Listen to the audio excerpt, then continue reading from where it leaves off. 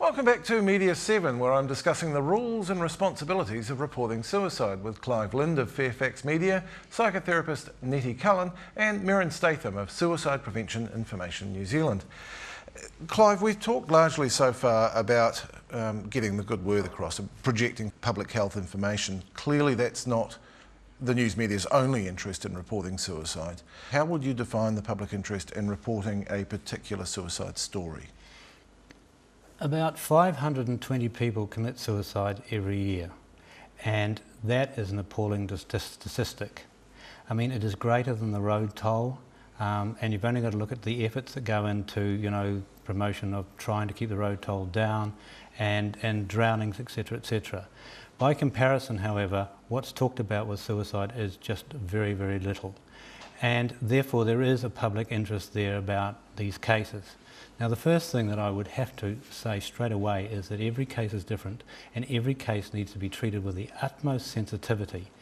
And so that sometimes hasn't always been the case, but I would like to think that in more recent years it has been.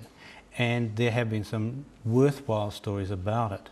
So there is a huge public interest in this because particularly with young men and others, there are issues that the public needs to be aware of and needs to understand better, and the media is one way of getting that message across. But there have been recent reports in various Fairfax papers, not just yours as well, yeah, which wouldn't seem to pass that test, and in fact maybe perhaps breach your own protocols. I'm thinking particularly of the reporting of Margot Macaulay's death, which you have a protocol that says avoid speculation, especially surrounding celebrities. I think that was walked all over, wasn't it? I think you'd probably be right, and there would be probably quite a few people would agree with you about that. It is, as I say, we're not ideal yet, but it is something that we are discussing all the time, and it does need to be talked about some more. Is it inevitable that those, because it was a hot story, everyone was chasing it, everyone wanted, because Christine Rankin was in the public eye, everyone wanted that story. Is that just going to happen sometimes? And that they were two Sunday newspapers, and when you see what those Sunday newspapers do with what other newspapers do overseas, then that was probably quite mild. And so yes, it does happen, and occasionally I'm also on the Press Council, and I remember one case where there was a cluster, and a local newspaper tried to do a story on it and got it terribly, terribly wrong, for which their complaint by a particular school was upheld by the Press Council. So yes, but the thing is to just keep on getting the message across, and I think that will eventually we will do much better. Was there any impact in the fact that with the Margot Macaulay one, that a great many people actually knew what had happened already, and those people were actually coming to reporters? Yes, they were, and that of course also involved Christine Rankin and her subsequent remarriage, etc., etc. So there was a huge interest in that story, and yes, Margot was very well known in Wellington, and it was also very well known what had happened there. Nettie, what did you make of those stories? Did you think they were over the top or wrong? They made me uneasy, I think largely because it perhaps portrays suicide in an unrealistic light, that suicide could be caused by one event and that somebody can be blamed for it and be made a scapegoat for it. And I think that doesn't encapsulate what that journey or what that struggle is for the individual involved.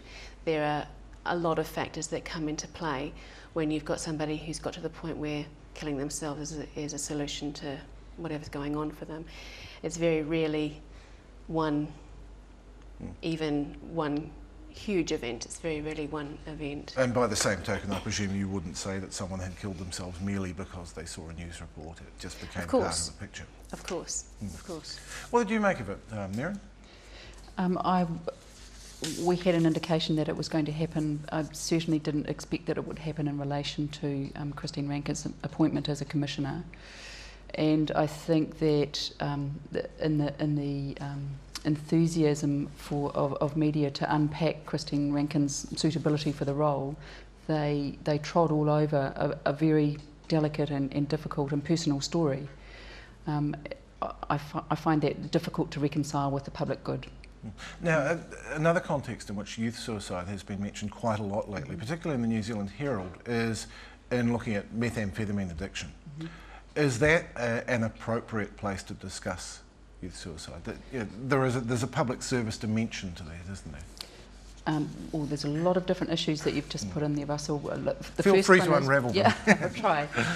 The first one is that I think in relation to the fact that we initially had a youth suicide prevention strategy in New Zealand, that there is a very common misconception in New Zealand that suicide is a youth issue, and it's not. 80% of all suicides happen over 24 years of age, and that's not in the youth bracket. It doesn't mean that it's any less important of an issue, but it is a misconception that is sometimes misleading for people in their understanding of this. And yet our youth suicide rate has been for a long time high in world terms, hasn't it? Comparatively to other OECD countries, it's relatively high, although we do have to acknowledge the fact that it's dropped at least 20% since the peak in 1997.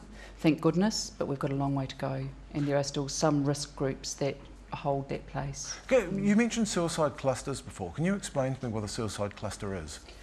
Clusters can occur around a specific time or a specific geography, or it's a complex kind of a relationship issue. So sometimes suicides can happen in different towns, but there's a connection between the people who die.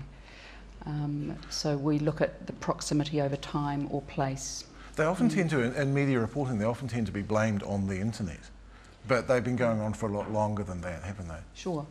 And generally the contagion or clustering of suicides does tend to happen with younger people who are at risk.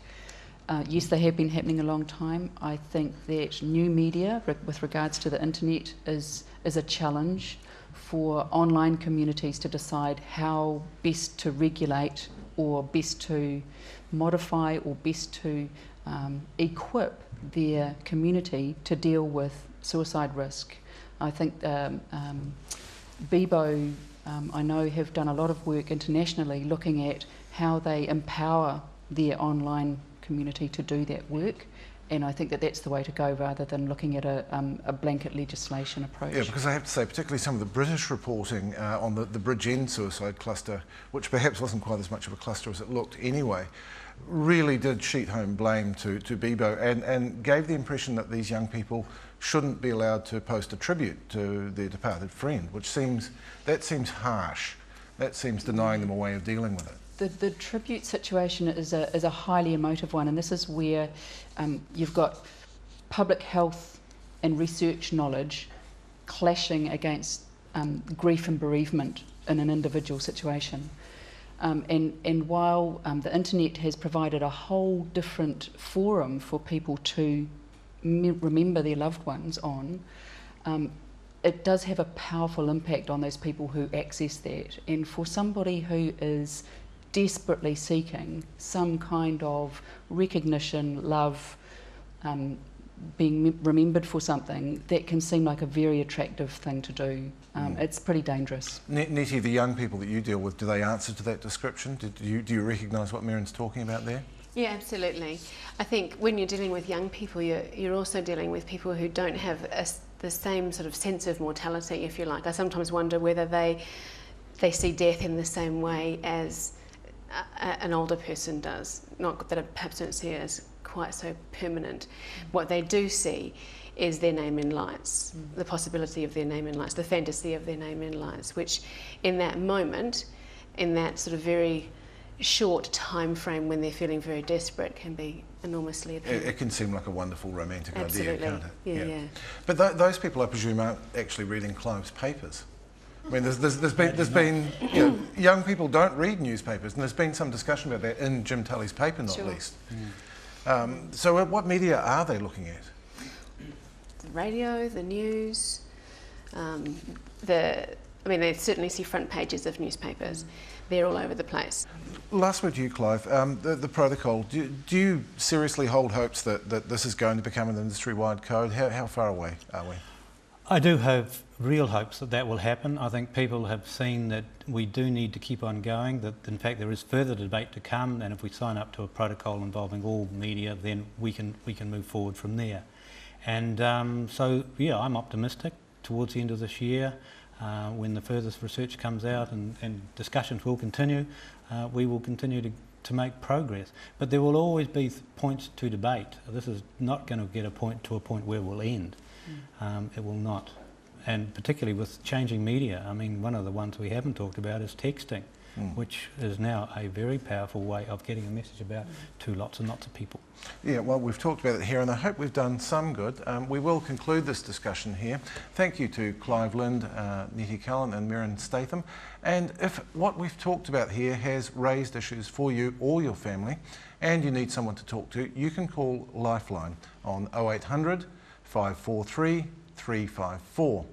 After the break, we'll be looking at the advertisements for Auckland. But first, to take us to the break, Newsmash gets out in the media world.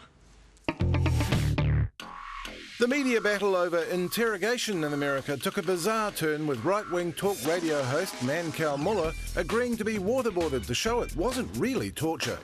So he's not going to be able to talk, really, but he'll make noises? Oh, he's probably going to moan like a little girl. He lasted literally 5 seconds before calling uncle and saying, absolutely torture. You do? Absolutely. I mean, that's drowning. Which led MSNBC host Keith Olbermann to observe, I credit him for doing this because he didn't reveal this till afterwards, but as a child he said he in fact had drowned and had to be revived. Before resuming the usual hostilities. Mancow Muller had the guts to put his mouth where his mouth was and the guts to admit he was dead wrong.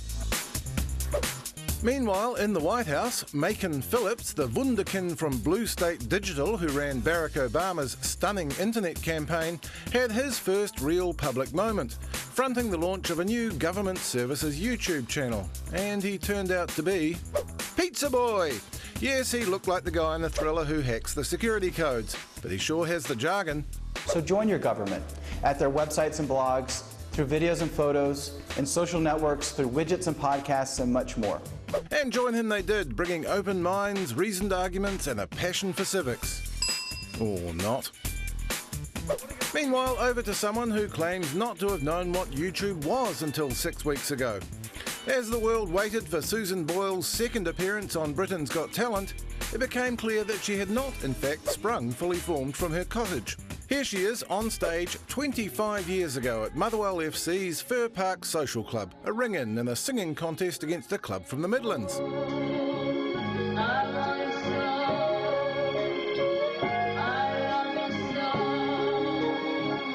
And then, a decade later, she was obliged to submit to humiliation by Michael Barrymore as she auditioned for his talent show. And so she stepped up again last weekend, post-makeover, and was...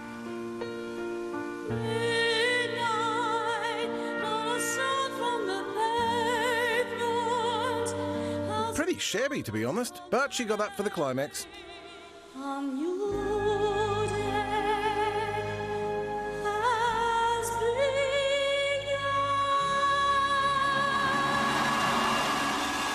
And eventually beat the Darth Vader guy to get to the final. Congratulations, Susan! Susan! Over here! Susan! It's all right. The franchise is safe.